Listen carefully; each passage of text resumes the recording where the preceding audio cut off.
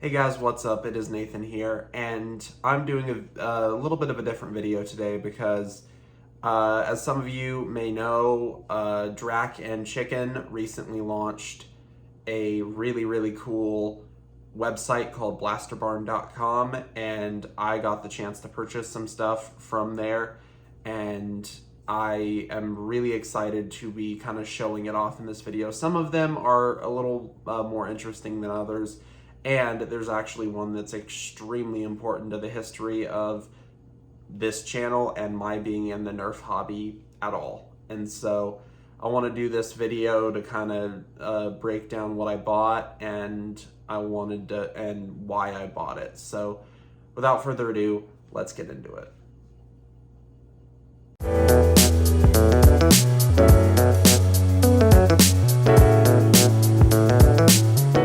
So first off, I bought a couple of vintage blasters. I bought a Lightning Blitz and I bought a Nerf Secret Shot 1 because they're nice and I didn't own them, basically, and they were fairly cheap. And so I bought a Secret Shot, as I mentioned, and it's in quite good shape for a blaster from 1995. And I bought a Lightning Blitz, which is also in quite good shape for a blaster from 1998, and both of them do work as well as, you know, blasters from the 90s do, and both of them are in quite good condition. Both of these are really nice, and I'm really glad I own them because, especially the Secret Shot, I've been looking for one of those for quite a long time. And so that's pretty neat in my opinion because I own very few vintage blasters, and so those are pretty neat to have in my collection. Now, I also bought a couple of 3D printed things because they were very inexpensive and they were very cool. So I bought both of Drac's Espers. This one is the Esper that he worked on with, I can't remember who he worked on it with, but this was before Slug sent him one, and it's got pretty much everything from the original overview, except you notice it's missing the ugly orange tip, and that is because I put on a Scar Barrel that I got at FoamCon, and that's literally all I've done. But it had the ugly orange barrel when I got it, and there's still some residue from the duct tape on there. So this is very nice, and it's hitting, about 110 maybe. It's not hitting terribly hard, but it's still really cool. And oh yeah, I forgot, I also bought another one of his mods, which is a very old mod. I believe this video was released in 2010 or 2011, but it is his modified Tech Target Eliminator. And it's signed, of course. Barnaby, stop. It's a very neat blaster, and I'm really excited that I got it. It's very nice. And then I just made a little coupler thingy. And let's see. The other Esper that I purchased was the one that Captain Slug actually sent him. So this is Esper number 13. And it is very nice. This is actually my favorite of the two because it performs very admirably, probably hits about the same as the other one, maybe a little lower, but it is really nice and I really enjoy this blaster. Now, there is one blaster that I did purchase that is very important to the history of this channel and to tell this channel's story. I really wanted to be able to purchase it, and I mean, as a whole, my Nerf, the reason I got into the Nerf hobby, a lot of it can be put on this blaster, because about 6 or so years ago, probably, I got into this hobby 5 to 6 years ago, and one of the first blasters I saw, because I started watching Coop, and I got a couple of blasters, but I didn't really get into modifying them or indeed collecting or anything until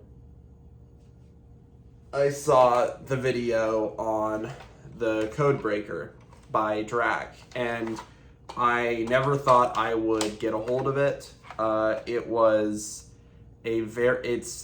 It's hard to understate how important this is to the history of my channel and just my life, because getting into the Nerf hobby changed my life, and meeting so many amazing friends all throughout my life in the Nerf community, and all of the people I've met, the fact that I've gone to events, halfway across the country to experience this hobby, is something that wouldn't have happened if not for this blaster, because without this blaster, I might not have known that there was a Nerf community, and I wouldn't have met a bunch of the people that I have met. And so this is an amazing blaster, and I got to purchase it from Drac, and this is a beautiful blaster. It's almost, the paint job is almost perfect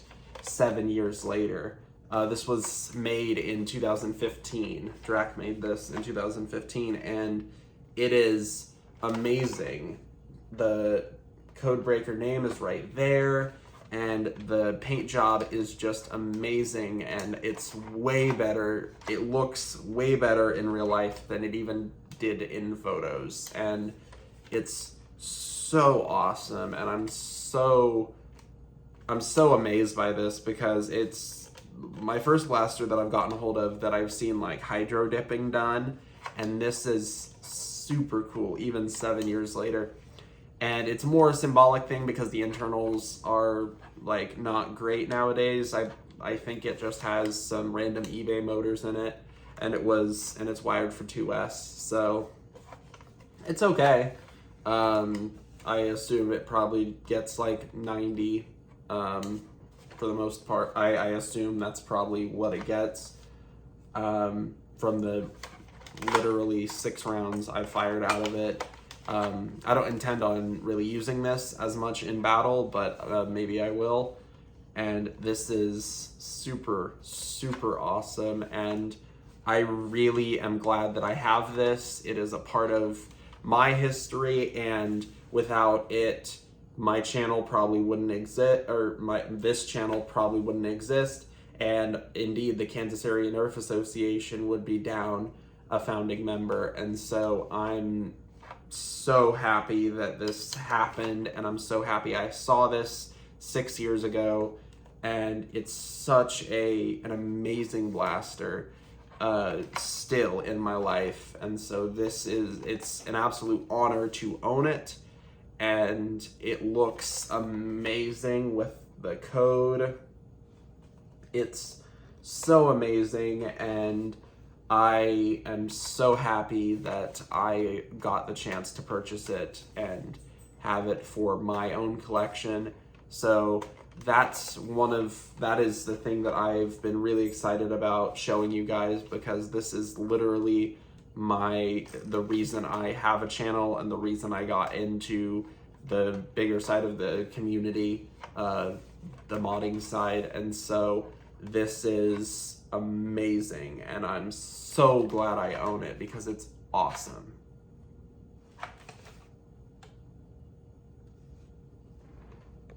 So again, I just want to thank Drac and Flying Chicken for working hard on this project, because it is an amazing, amazing project. And I saw Blasterborn at FoamCon.